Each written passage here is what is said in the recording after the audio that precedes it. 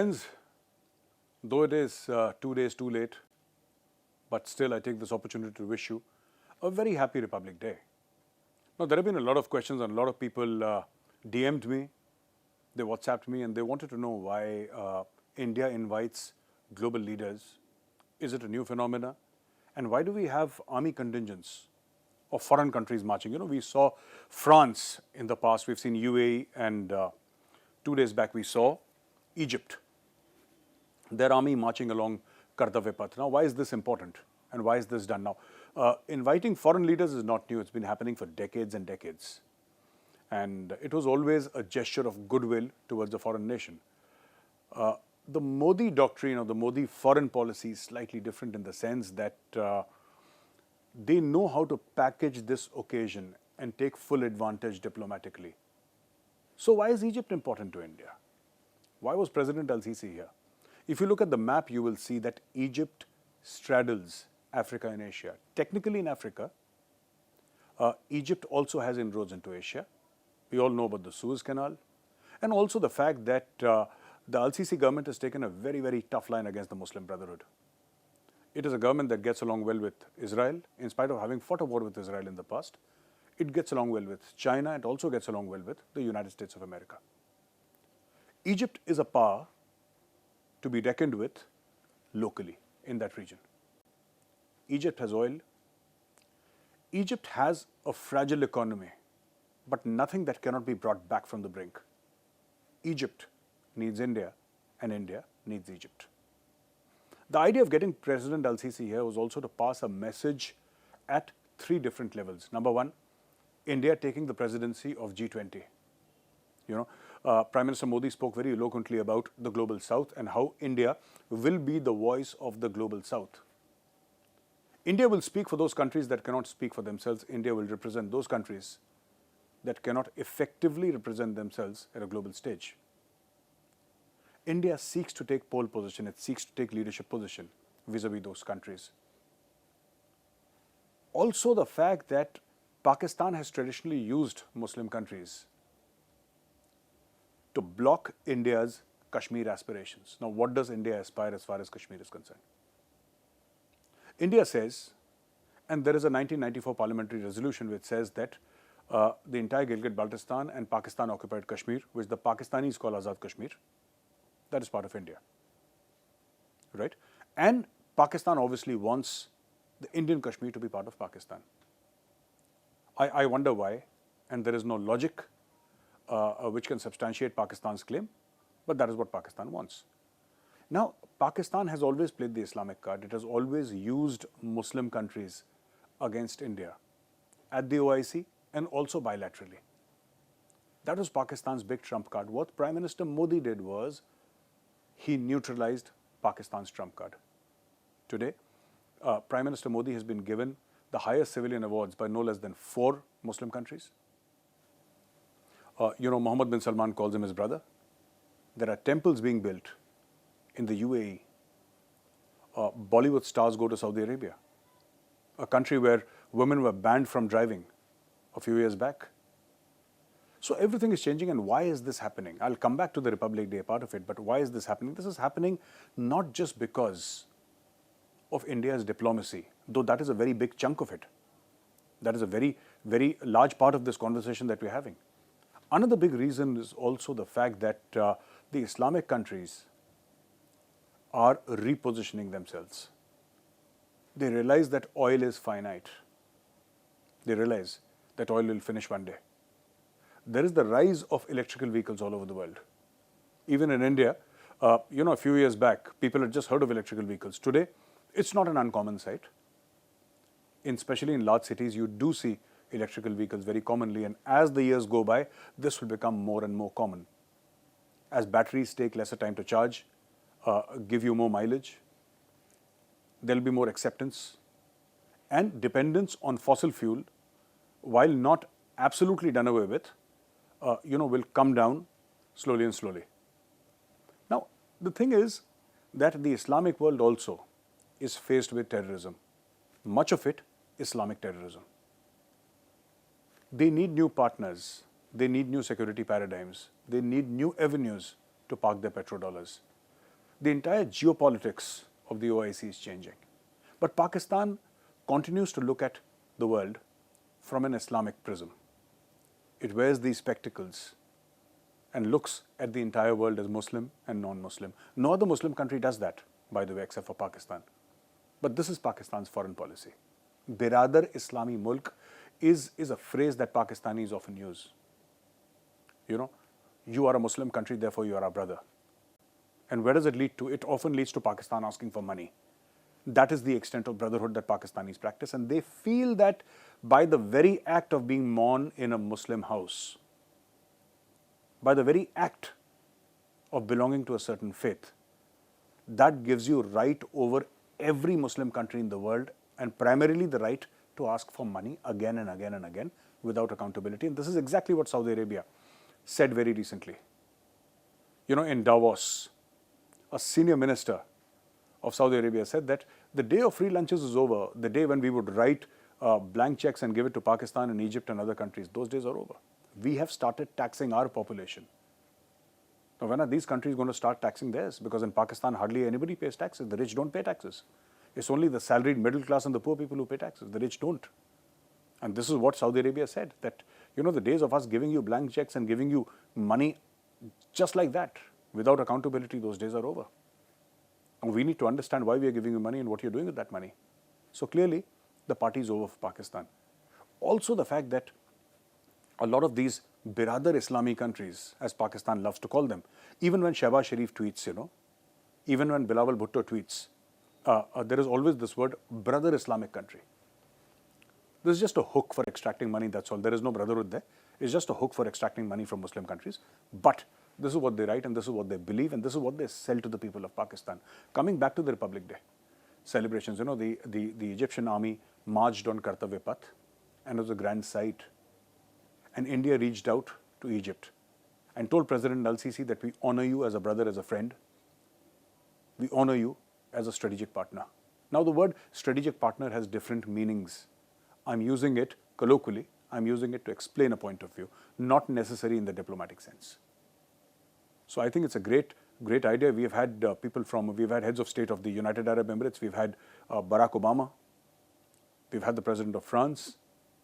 And before election year, 2024, you know, the elections will take place in summers of 2024.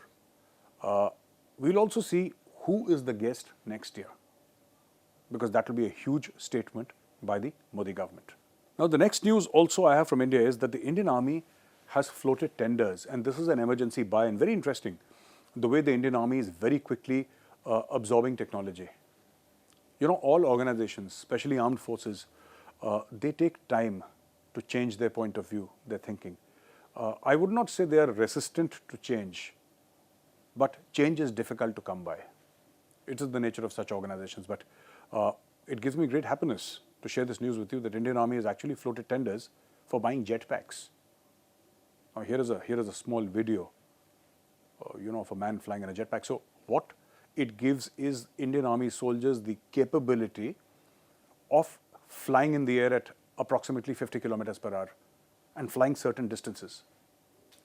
And I think if used by the Indian Army Special Forces, it will give them the ability to penetrate deep inside enemy territory without putting an aircraft in danger. You know, generally paratroopers jump out of planes, and while they are over enemy territory, you know, that aircraft is in danger because it has to be a transport aircraft. You can't have troops sitting inside a fighter aircraft. It has to be a large transport aircraft. Transport aircrafts are slow. They don't have the kind of weaponry that fighter aircraft have. So this is a great step. They've ordered 48 of them, and I think this is initially for testing, after which they could order more. They've also, you know, ordered 100 robotic mules. Now, what are robotic mules? Robotic mules are essentially, you know, in high altitude. I've been posted in high altitude areas, and mules are often used in areas which are very, very difficult to reach, and mules are used because they can carry huge amounts of load, and they're very sure-footed. Mules are very sure-footed. They can reach where, you know, most of us won't be able to reach, and we'd require special equipment. But mules can reach there, so they're used now lesser and lesser in the Indian Army. So these robotic mules, 100 odd of them, these are essentially robos which will be loaded with materials and supplies, and they will go to areas of 10,000 feet above sea level and beyond. And it will be their endeavor to supply our troops with weapons, with ammunition, with water, with fuel, with clothing, with every other equipment that is needed to fight a war or protect the borders. And this specially will come into use along the line of actual control with China. So, 100 of these robotic mules are being taken essentially, and they'll test them for a couple of years, and then I'm sure that a huge order will follow, and then we'll have thousands upon thousands of robotic mules all over the Indian Army. And also they're talking about 130 new generation tethered drone systems. So essentially when you fly a drone, you must have seen those commercial drones that we fly. When you fly a drone, it is essentially line of sight. So as long as you can see the drone, you can control it. Tethered drones are drones that are logged onto a system, and they need not be line of sight. They can be flying beyond a certain feature which you cannot see with the naked eye, and they'll still fly properly and get you all the intelligence that you want. And great news for the Indian Armed Forces, for the Indian Army specifically. They're getting into so many other things like AI, blockchain, the Internet of Things. And the Indian Army is working very, very actively with DRDO, which in turn is working very actively with the IITs. So India's best brains are now part of the larger defense ecosystem. Coming back to my favorite topic of Pakistan, Hina Rabani Khar, the Deputy Foreign Minister of Pakistan, and she was at one point in time the Foreign Minister of Pakistan. She had come to India, and when she had come, I think the topic of conversation was her Birkin bags, which cost lakhs of rupees, unimaginable amount of money. And Hina Rabani Khar, she's now the Deputy Foreign Minister of Pakistan, and she says that there is no back channel open with India. Absolutely, and what you see is what you get. I mean, whatever is there in the news is the maximum extent to which diplomacy is going on. There is no track 2 happening right now. There is no track 2.5, no track 3. There are no back channel talks happening between India and Pakistan, and I think if that is true, that is what suits India as well. We would not like to engage with Pakistan. We would not like to talk with Pakistan. However, if you see, you see what their Prime Minister says. The Prime Minister says that we want to talk to India. We've learnt our lesson. This is the Prime Minister of Pakistan. The Foreign Minister of Pakistan says that Mr. Modi is a very bad man and he was denied a visa. This is the Foreign Minister. The Deputy Foreign Minister says that there are no back channel talks. Everybody is saying something else, and all within the government of Pakistan. I can understand a think tank making a contrary statement. I can understand the media may be making a contrary statement because they're not required to follow the government's line of thought, and they're independent entities. But the government itself, the problem is that within Pakistan, the People's Party has a different set of loyalties. Pakistan's People Party, which is the Bhutto Party, Benazir Bhutto's party, and also Bilawal Bhutto Zardari's party. The Noon League, or the Pakistan Muslim League Noon, which is Nawaz Sharif's party, to which even Shehbaz Sharif belongs, they have a different foreign policy. Everybody has a different foreign, and the foreign policy is not government to government, it's also party to party. So if there are 3-4 large parties, actually there are more than a dozen, but if there are 3-4 large parties which have gotten together to form a government, every independent party will have its own independent foreign policy and will go to the media, go to foreign nations and talk about their party's foreign policy, and this is exactly what is happening in Pakistan. So a lot of people ask me, Major, why aren't you talking to Pakistan? And I say, A, we shouldn't, and I won't want India to, but B, I think there's a lot of confusion in India, and that has been happening for a very long time. Who do you talk to? Because the Foreign Minister says something else, and the Prime Minister says something which is exactly the opposite. The Prime Minister is apologizing all over town, saying we have committed a mistake, we have learnt our lesson, and the Foreign Minister is abusive towards our Prime Minister. Now, who do we believe? Who should we believe? And today's time, I don't think the Shehbaz Sharif government has the diplomatic or the political capital to make any overtures to India or any other country. I don't know till when they'll be in power. Honestly, Imran Khan is snapping at the heels, and people are saying that elections are going to be conducted during summers. I don't know. It could be winters, it could be summers. But any party which comes with a full majority and has the backing of the army is the party that will end up actually making a sort of a substantial offer to India for talks.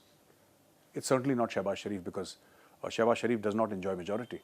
And Shehbaz Sharif presides over a government, which is ring-fenced around Islamabad.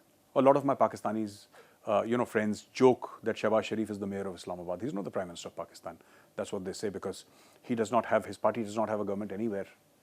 They're not there in Khyber Pakhtunkhwa, they're not there in Balochistan, they're not there in Punjab, they're not there in Sindh, they're not there in Gilgit-Baltistan, or even the so-called Azad Kashmir, which is actually Pakistan-occupied Kashmir. They're nowhere. They're absolutely nowhere. They're only in that 25-30 mile radius of Islamabad. That's it. And that too is a coalition government.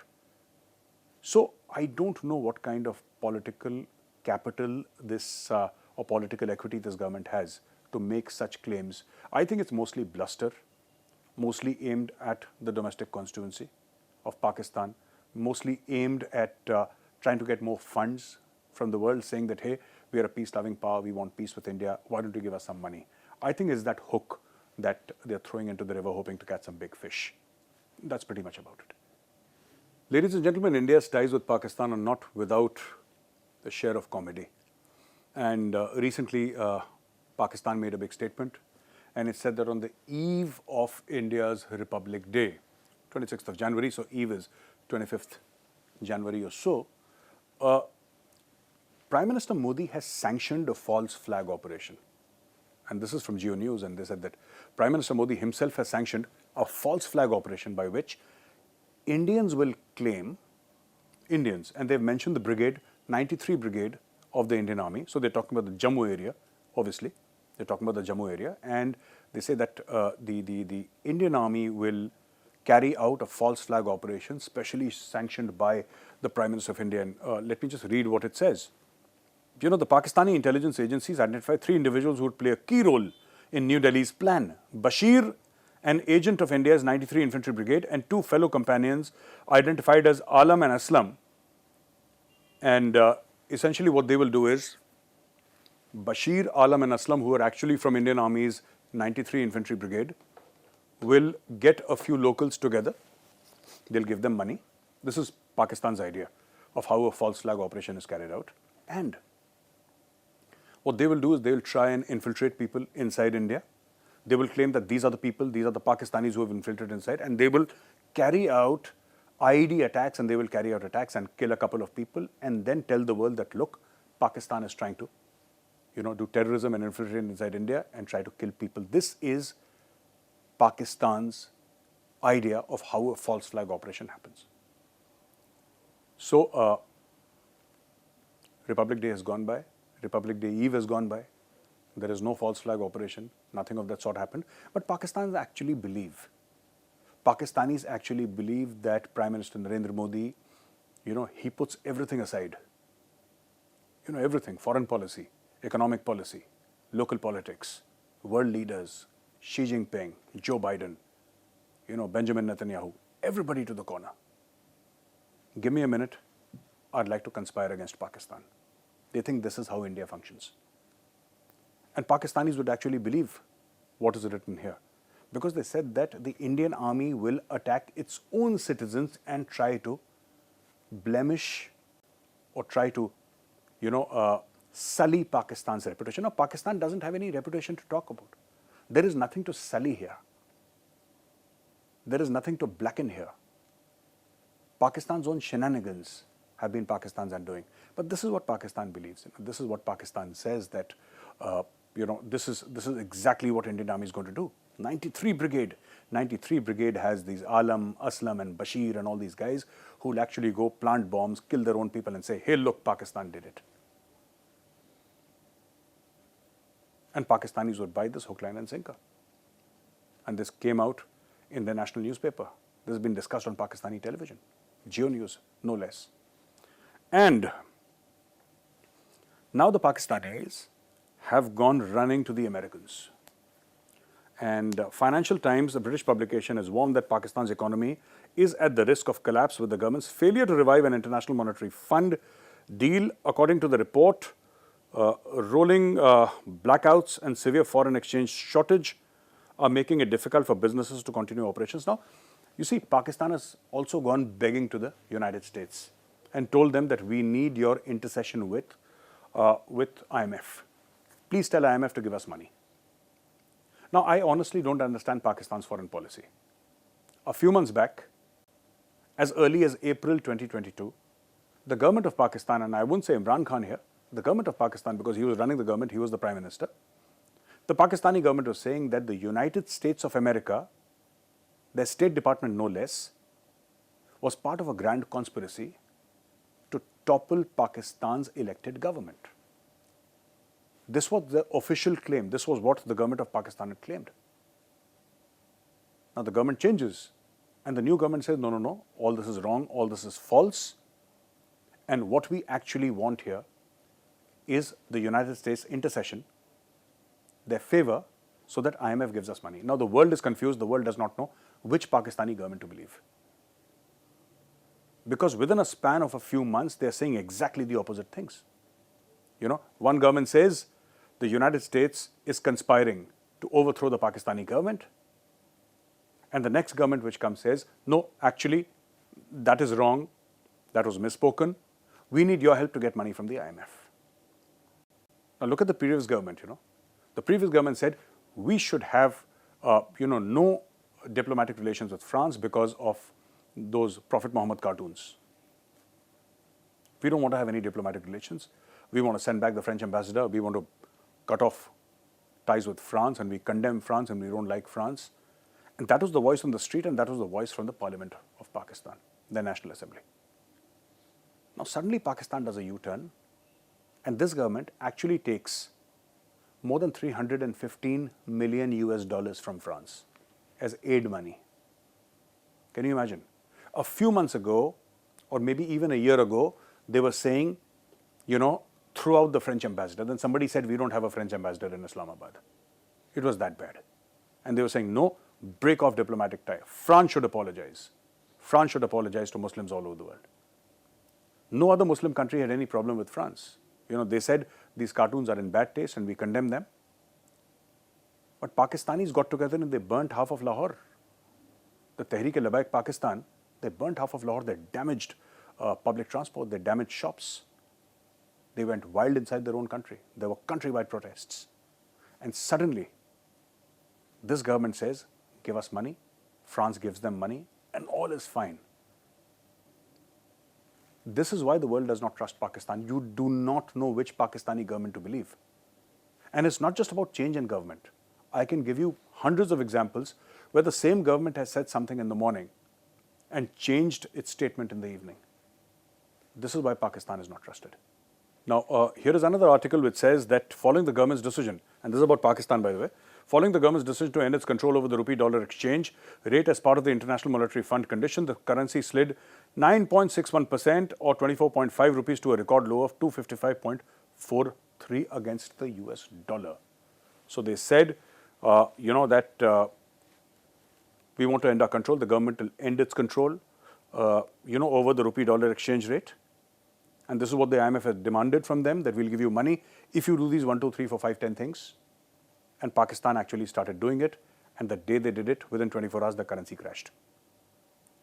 We thought that the currency had crashed earlier, but again, it crashed still further. And it's going to crash still further now.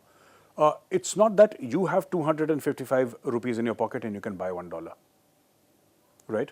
Because this is just the official rate. You have to pay 25, 30 rupees in black. You have to play black market rates to get dollars in Pakistan. And this is Pakistan's financial truth. This country, and it surprises me no end, this country has thousands of, tons of cargo lying in its ports, perishables like vegetables, which people need day to day. They don't have the money to pay for that. Pulses or dal, they don't have the money to pay for that.